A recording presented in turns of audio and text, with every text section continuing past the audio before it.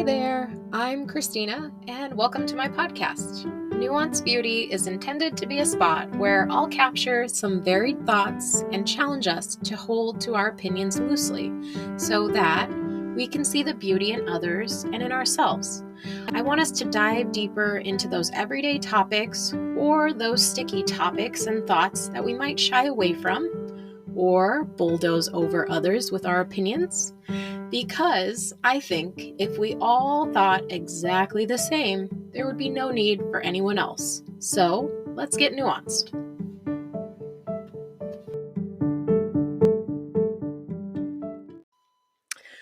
Hi, welcome back to Nuanced Beauty. This week, I wanted to take a look at the topic of hospitality. And as I was thinking through how I was going to go about tackling this topic and brainstorming with my husband, I realized what better guest to have on than my other half because he is indeed involved with a lot of the things, whether he is at the events that I'm hosting at our house, or he's taking care of the kids upstairs, or he is leading. He is definitely my other half in hospitality. So, Bill, welcome to the show. Yeah, thanks for having me. I appreciate being here. I hope I'm nuanced enough to contribute without being too disruptive. And I don't know that I'd say I contribute a full half to this. I'd say I'm also there most of the time. But yeah, I'm glad to be part of the Singer Build. Thanks for being willing to put your voice out there and to kind of just go into the details of hospitality with me. Yeah. Um, well, something I always wanted to ask you about this. We've hosted 1,000 things. We've hosted a community group for years. We hosted Thanksgivings for years on end, and we tell the story all the time. And I tell it way better than you do. But we tell the story of the first time we hosted when we were not first married. We lived in Seattle already, so we must have been A married year and a half. 2-3 years, maybe a year and a half Yeah, only. a year and a half to 2 years. Yeah.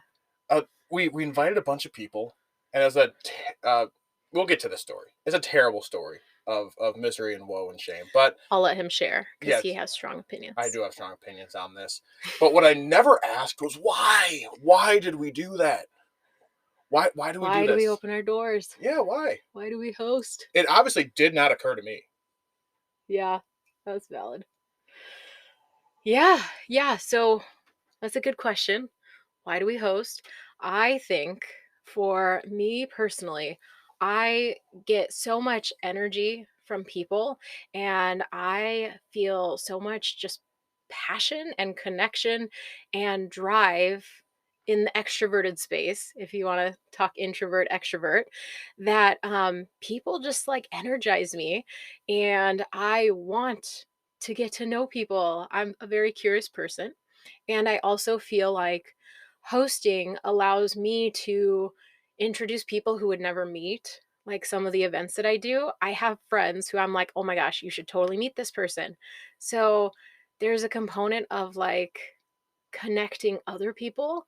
And then there's a component of me personally feeling just seen and feeling connected with people when we open our home.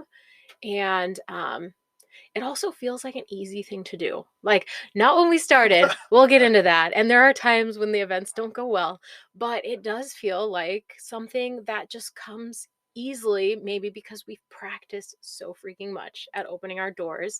And it's just a value that I feel like you've gotten behind in opening someone to stay the night in our guest bed or to have somebody over on a weekly basis into our house or to do chili and football and We haven't Friendsgiving. done chili and football in a while. I know Florida weather is different.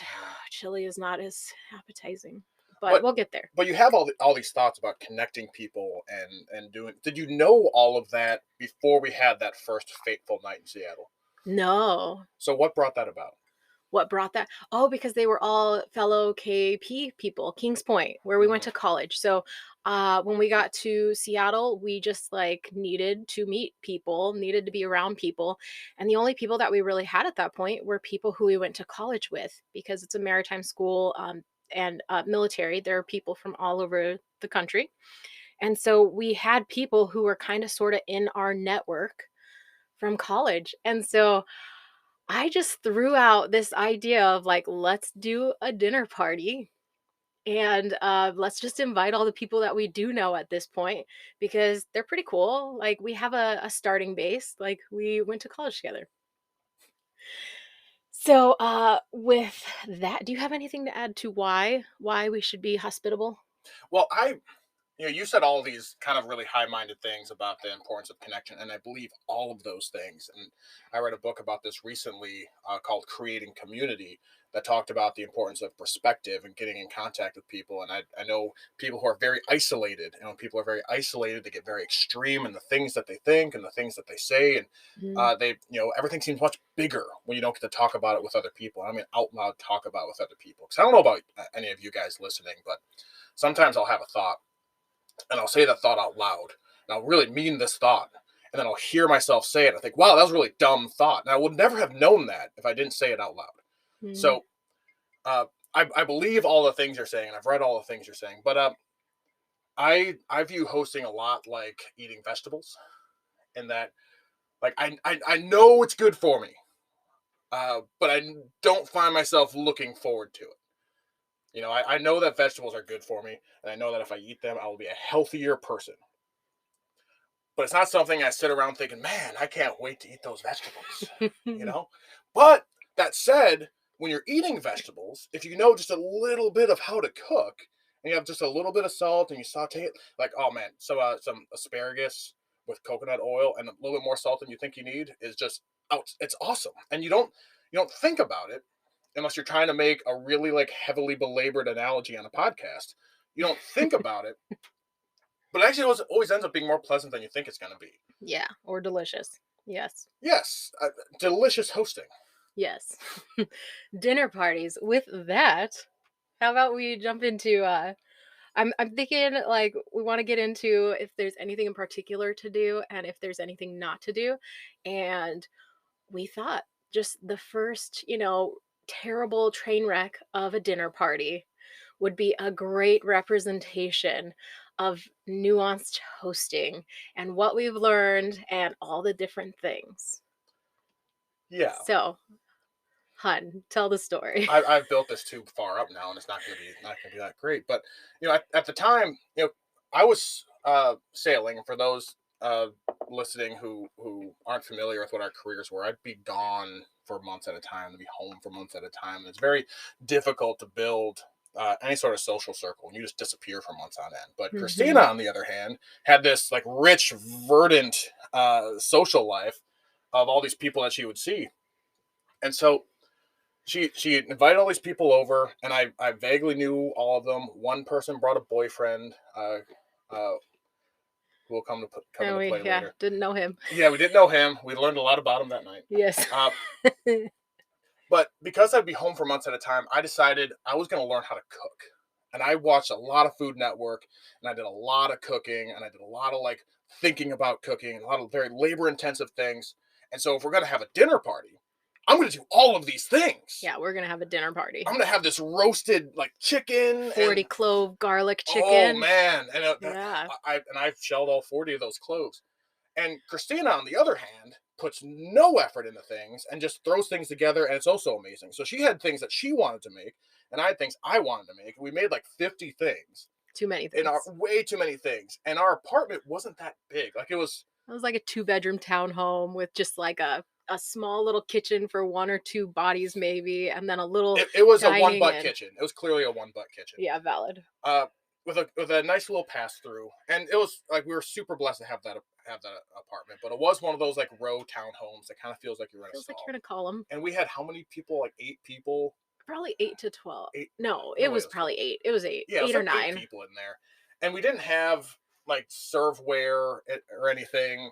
We just Yeah, had like paper paper plates. plates Yeah. and like didn't have enough seats. Like we didn't really have the ability to sit around the We didn't really table think about because like, could we fill the table with all the the food that we're going to be table had the serving? food. Yeah. Uh, so we're already kind of like awkwardly trying to figure out how to fit in the space, and then afterwards we decided to play. Let's play a game. Games are fun, right? Yeah, like, what do you do after And you eat, like, 4 meals and everyone's like, "Oh, the meals just keep coming." they just Like, kept coming. wow, okay. And we got a bunch of board games when we got married. We didn't play any of them, which we still don't play any of our board games. We Just a should. little. Yeah. And we Uh, had this game called Dirty Minds. And if you never played Dirty Minds, you're lucky. If you never played Dirty Minds, it's a little bit like Cards Against Humanity, but uh, fill in the blank. but it's fill in the blanks. So, whereas in Cards Against Humanity, like there's a prompt, and then you pick a card that matches the prompt, and it's usually dirty, and that's kind of the fun part. In this one, you had to write your own, which is fine If if you you're know very everyone. comfortable. Yeah, if you know everyone and you're comfortable with everyone in the space, you kind of know where their boundaries are, and you kind of feel okay being vulnerable with this group of people. And we didn't know these people at all, and we definitely didn't know that boyfriend. And clearly, his boundaries were way different than the rest of our boundaries. So it just got, like, so awkward It with got real every raunchy fill real in the fast. blank.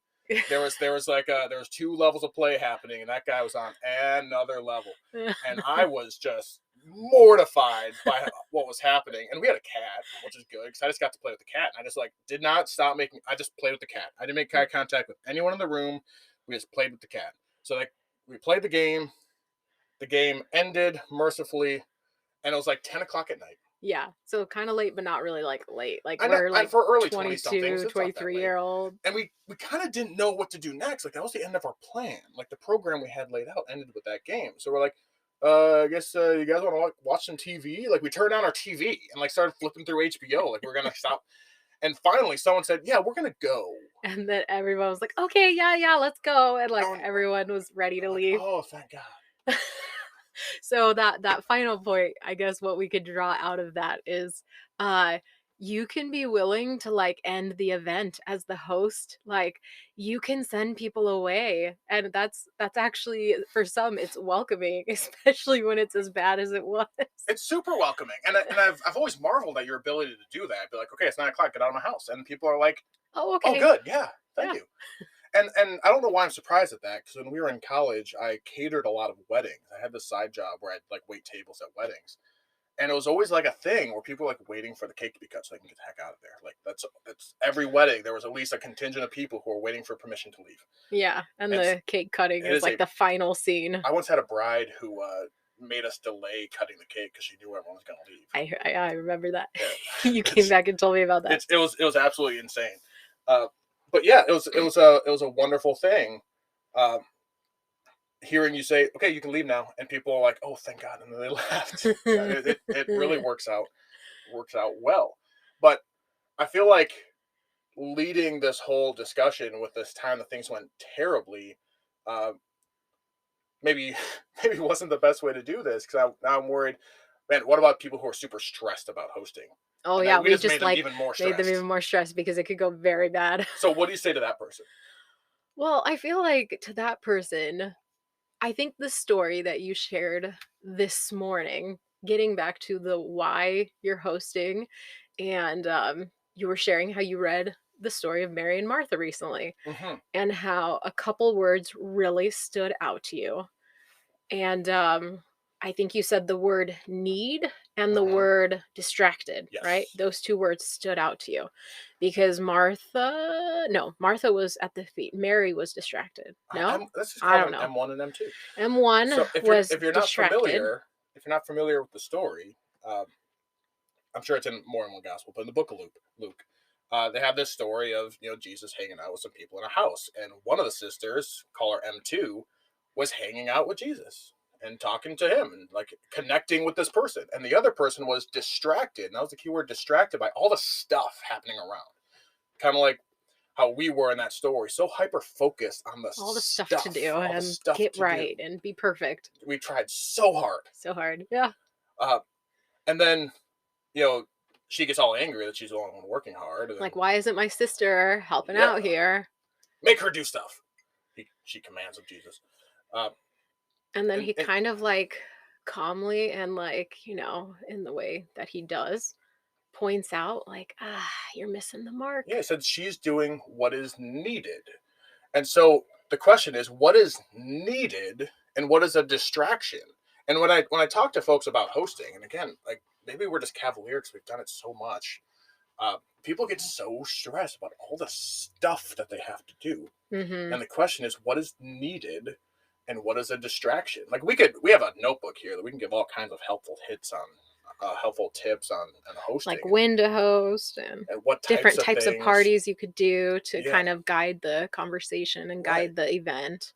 But I feel like whenever you like Google something about hosting, it's always like, oh, here's a good arts and crafts thing you can do for like party favors. And there's this expectation that you have to do a lot of stuff. And I don't think that's that true. And I say that as a guy that doesn't do stuff. Like I'm not the guy who's setting up a lot of things when you host. I feel like that's your department. So maybe I'm being a little too cavalier about this. Mm, yeah. Um, but when I first, uh, so we hosted a community group. I mentioned that already. And the reason why we were hosting it and the reason why I was leading it was because I was the only one willing to do it. Mhm.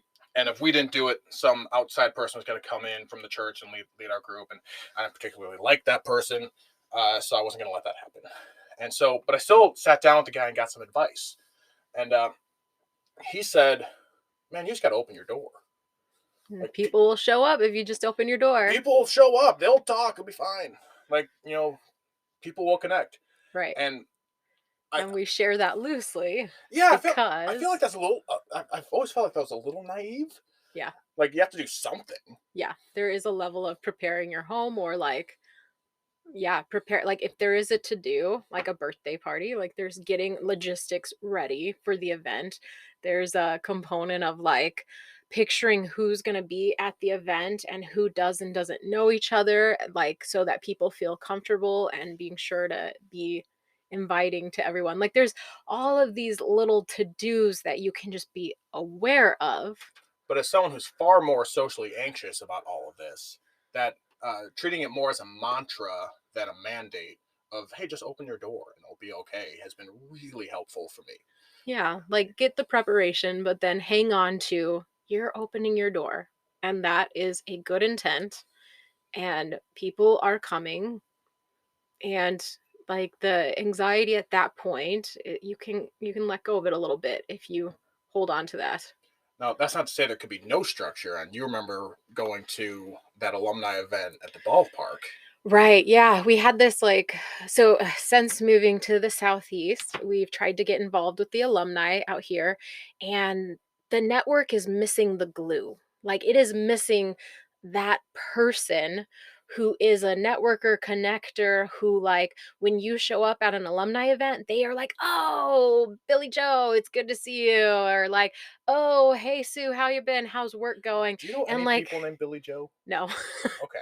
Do I was you? wondering, no. Okay. Um, like, I can't think of a name, and I don't wanna throw out an actual name of someone. Okay. Um, but that person who, like, is first off super friendly and inviting to everyone that walks up, that charismatic glue, and then that person connects everyone there, like, introduces that person to that person, and they just, like when you show up at an event you've never been to, you're new to the area, but you are a part of this group, you gotta give an intro and create like this like everybody's on the same playing field and everybody has the same information, Yeah, yeah. I and feel that like was missing. it might be a little overwhelming to say that you need to make all these individual connections. I think two things are absolutely necessary. And one is thank you all for coming. And Hmm. the other is thank you all for coming. And peace out. Yes, there's the thanks for being here, and then there's okay, Conclusion, there's a thanks for conclusion. being there. But I think when you get a group of people together and you have them all face in one direction, even if it's just for a second, to look at you and you say, "Hey, thanks for coming. We're all here to celebrate so and so, or we're all here just to remind ourselves that we're Our part of alma this mater network." Or and yeah, network and like we are all united in this one way, in this one time. Even if the only thing that unites you all in one way and at one time is the fact that you're all there you're and looking at listening. you talking right now, Yeah. you have formed them into a group of people. If you have given them permission to be together in that space, Hmm. and then telling them it's okay to leave. Both of those are the only two things that are really necessary. The rest of it, And maybe just because you're the one doing this and not me, I feel it kind of takes care of itself. Well, Yeah. I don't want to. I don't want to. Overly prescribe. Yeah. Well, I don't want to overly prescribe, but I also don't want to say like, oh, things just happen when Right. it's really you making them happen, and I just have no idea. Right. I'm Yeah. cognizant of that. Like just like the being creative about like events or what you're hosting, and like when to host. Something that I was hoping to touch on is just like for us, we've chosen to be intentional about opening our door. And we do that throughout the year in various ways, from like having breakfast with someone to having dinner with a couple or to having dinner with a group, to me doing ladies wine tastings, to throwing the birthday party. Like I could throw the birthday party at the park down the street. Like it seems like from the handful of birthday parties we've been at, there's been a lot of folks who host in a third space. Hmm. And I don't even want to get into hosting in a third space because that's actually not my forte. My forte is us opening our door and being present in our home and allowing other people into our space. Well, I feel like there's a level of vulnerability that you're inviting people into that allows for a Mhm. greater connectivity. Um, when you open your home, and like we can get into vulnerability versus transparency in that way, and I get why people want to go elsewhere, but the I feel like first off, you mentioned breakfasts, and I want to draw attention to that because I'd never heard of anybody hosting a breakfast before. But hosting a breakfast is actually great because there's only like three things anyone ever eats for breakfast, so it's a lot less stress about what are we going to eat. And Yeah. I feel like people build up in their mind dinners as like a formal event, but Mhm. breakfast, you get together, you eat a croissant and some scrambled eggs, and then you go about your day. Mhm. Like it's actually really casual. Pajamas optional. Yeah. I mean, pajamas are regular clothes. Not Mimosas, Bloody completely. Marys, if Yeah, you if you want to want to have a go that drink. route, for sure, Yeah. absolutely. Yeah. Um, so that was one point I wanted to make. Uh, the other point about hosting that I don't think gets enough credit. We hosted Thanksgiving every year for several years because we lived in Seattle. We had no family in Seattle. Most of our friends had no family in Seattle, so Mhm. we would A put lot out of transplants. It's an so many area where transplants. everyone's moving to, and Hmm. you're not necessarily you don't have family, so you actually find your connections with friends. And we're now finding in the southeast there's a lot of people with families, so I don't Yeah, know that their friendships have gone as deep because they have family to lean on. for sure. That's a different topic. Continue. Yeah, well, and yeah, uh, we'd have this Thanksgiving with three or four couples every year would come. Not always the same couples because some people would travel home, but we'd always Mhm. had this open invitation. People were always so grateful Yeah, it about, always went really well. and they went great. But my point is, people were grateful, and I'm always like, guys, you guys brought food to us. I Yeah. didn't even have to put on shoes. You know, Yeah, a yeah, component to hosting is like you're opening your door and you may do a few things, but you like what we've found is we rely on other people. So for like the Thanksgiving in particular, we do the turkey, we might do some drinks or one side, and then we expect everyone coming to do the rest of the sides. And so it's also like a point of connection because people brought a dish. So it's like you get to see what someone else's favorite part of Thanksgiving was. You get to try different dishes, and everyone has like a purpose and a shared experience and a level of effort they put into it versus just like showing up to something and not having anything to add. yeah. There's two things. There's a level of vulnerability into seeing what other people eat. Mm-hmm. For sure. And so when they bring food that they have prepared, they are again like creating a vulnerability that allows for connection. Like you need to tear down some walls in order to connect. But also there's a buy-in. There's a level of what's the word? My presence My matters. presence matters. Mm-hmm. And so you get fewer like, I don't feel like showing up today, kind of situations because Yeah, no, I like you have purpose. you have purpose. Yeah. And almost like an accountability to it, which sounds super draconian, but I feel like people want to feel like they have a purpose. Mm-hmm. So, we'd make the turkey because I'm really proud of my turkey, and we'd make the cranberry sauce because I really like my cranberry sauce, and that was it. Uh, Mm-hmm. and so going back to that first dinner party, we made like 15 things, and nobody else brought anything, and thank God because There's no room for anything what else. else were we gonna do? But Yeah. so, and when I talk to folks who are nervous about hosting, one of the things they're always worried about is what am I gonna make? And very little should be the answer to that. Yeah, or not like do what you can do, Yeah. or like, yeah, if you're worried that you're not a good cook, like don't make, pick up from the store. Like don't Yes. overly focus on something that isn't your forte. Hmm. Like if you need to have food or apps or whatever, buy it instead of making it so it doesn't become a stressor. People aren't coming for your food, they're coming for you. Don't be distracted by what is not needed. Focus on what is needed. What is needed is just human connection. That's what we all need, really. Mhm. Uh, so I wanted to make that point, uh, because really, especially with young kids, it's best if people come to you because you're in your space and your kids can mess up your house. Much more stressful if you're at somebody else's house. Yeah, there's like an interesting thing of having friends. Since moving here, I've had a couple one-on-one play dates, and I tend to invite these gals over here, and they bring their kiddos. And I actually notice how, in some sense, their children have new toys to play with, Hmm. and then in some, like they're a little shyer because they're in a space that they don't know. But for us, being in our own home actually allows me not to be super focused on my kids and be a little more intentional with the person that I'm with because Hmm. my kids are comfortable in my home. And so, and my home's not like spotless, but I'm like, hello, perfect excuse. I have two kids right here. So, Yeah. Oh, I tell you, having a kid has been the best thing that's ever happened to me socially. yeah, yeah. We went to a birthday party recently that we didn't know anybody, and it was in a third space, and I shut down. And so I played with a baby. I walked my kid around the park for like an hour and a half. It was great. I had a great time. I had a great excuse to not socialize with anybody. So I had a baby. It was fantastic. And I highly suggest if you have social anxiety, have a baby. It's really been Yeah, helpful for me. it'll help you realize how little you can control. Well, yeah, if you want to get deep about it. Uh, But okay. back to hospitality. Nah. You want to wrap this up? We're a little over Yeah. time. In the spirit of keeping my podcast relatively short. We could run over. We have two people talking, but Valid. I do want to finish on a last word, which I I've talked a lot about what we don't need to do, Right. and I've said there's two things you need to do. You need to welcome people, and you need to dismiss people, and that's almost true. The one thing, and I cannot stress this enough, that you absolutely need if you're going to host is a plunger in the guest bathroom. Yes. Always have a plunger in the guest bathroom. I'm not going to get into whether I learned this lesson as a guest or as a host, but always have a plunger in the guest bathroom. If you get nothing else from this podcast, write that one down. Plunger in the guest bathroom. Yes. I agree. I very much agree. But so yeah, with that, let's wrap this one up. Thank you guys for listening this week. Send me your feedback and I look forward to hearing from you.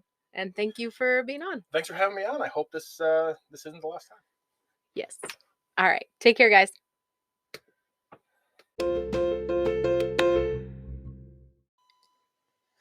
All right. I think this week's book recommendation ties nicely into hospitality. The book is called People Fuel, Fill Your Tank for Life, Love, and Leadership. It's written by Dr. John Townsend. And I read this book a few years ago. And as I was skimming through books that I've read, coming up with what I'd like to tie into this week, this book came to mind. In part two of the book, he talks about these nutrients and he has like four quadrants. Quadrant one, be present. Quadrant two is convey the good. Quadrant three is provide reality. And four is call to action. For just a quick glance and focus, I want to zoom in at quadrant one, be present, because the story of Martha and Mary comes up. He says, of all the nutrients, those in Q1 are the most challenging for leaders to provide and receive. Leadership is about purposeful and intentional movement, about actions toward a mission and a goal. It's often hard for a leader to refrain from giving advice and direction or asking for it and learn how to just be with someone. It can feel useless or purposeless. And yet, that's the message to all of us in Jesus' conversation with Martha and Mary, Luke 10:38 to 42. While Martha was certainly trying to be productive, Jesus clarified that Mary's being present with him was the better thing. However, as with all of the nutrients, Q1 nutrients are deeply important to our individual and personal lives. When friends and families can relate on this level, people are happier and healthier. So, yeah, people fuel. And this idea of leadership and how that connection that we long for and what fuels our tanks. This idea kind of ties in nicely to hospitality because ultimately, in opening up your home to host something, you are performing as a leader in some sense, and you're going to have to gauge how to be purposeful and be intentional, but also how to refrain from overly directing or overly controlling or just not having the right level of empathy and compassion in the conversations and setting the stage for the environment that you're trying to foster. So, yeah, I hope that if this book sounds of interest to you, you want to add it to your 2023 reading list. I think you will not be disappointed. Again, that book is called People Fuel by Dr. John Townsend. See you next week.